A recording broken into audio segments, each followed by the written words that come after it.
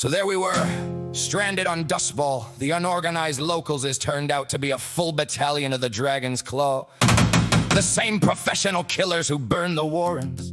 We were 5 mechs against 30, and our Starner employer had pulled the dropship out as soon as the first PPC hit the dirt.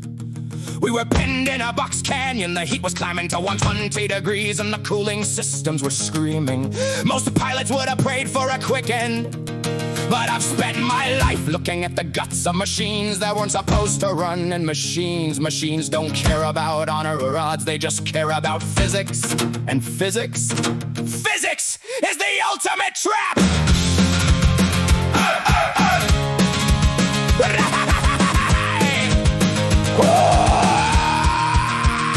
30 red shadows on the canyon rim. The chances of living were looking real slim. They had the height and they had the range, while the Starner count pocketed all of the change. I looked at the map, I looked at the heat, waiting for the logic of the street to meet. We're dead strip, Skiddy yelled through the line, while I was looking for a mechanical sign. I stood up to check the auxiliary feed, diving for a wire with a desperate need. But the seatbelt buckle caught the hem of my suit, tearing the fabric right down to the root. I tripped on the pedals, I fell on the floor while Elena was shouting, "What is this war?" I scrambled back up, half dressed in a mess, with my bare back sticking to the tactical press. One sleeve was gone and the back was wide open, leaving me breezy while the sensors were smoking. Then I heard Hammer cursing the dust, yelling about filters and the alkaline. Rusty said these Starner built radiators are trash. They clog up with silt in a surgical flash. I looked at the canyon, the white powder floor, and I saw the key to the back alley door. Logic, I whispered, is a beautiful thing, as I felt a plan in my head start to dance and to ring. Oh, it's the logic of the machine, the gear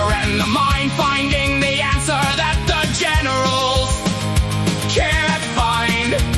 With the bolt and the hammer, with the grit and the rust, winning a war with a handful of dust. I'm stripped to the waist and I'm losing my mind, but the dragon is walking into a bind.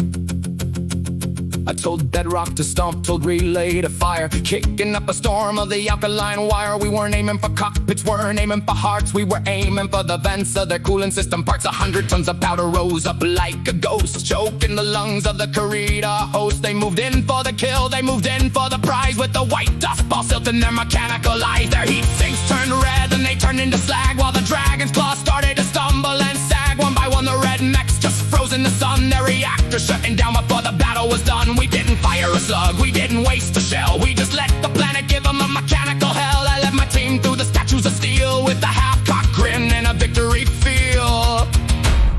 You should have seen them 30, for the finest mechs in the inner sphere, just standing there like garden ornaments because their radiators couldn't breathe.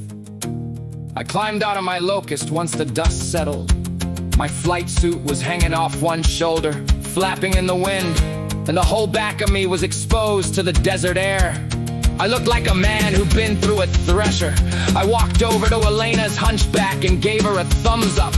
She just looked at my bare, sunburnt back, then at the frozen battalion, and let out a long, shaky breath.